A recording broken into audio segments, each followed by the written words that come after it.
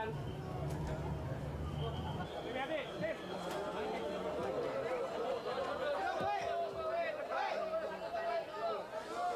Itu kan konstitusi coba.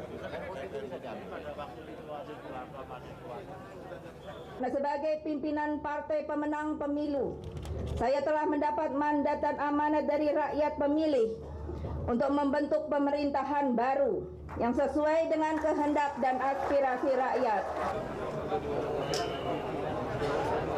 Menyangkut masalah Timor Timur yang dalam posisi politiknya sekarang telah membuat bangsa Indonesia berada dalam posisi dilematis.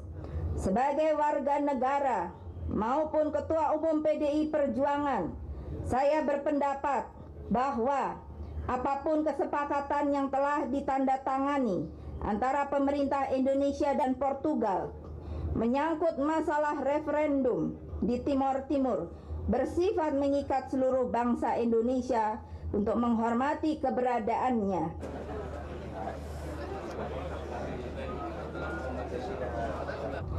Khusus kepada saudara-saudaraku di Aceh yang tercinta, bersabarlah bila kelak Cutnya memimpin negeri ini.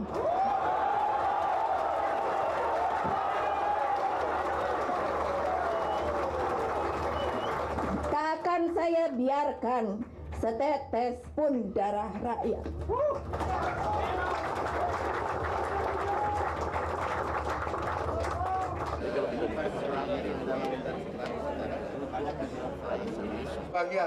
Baik teks pidato aslinya maupun lampirannya.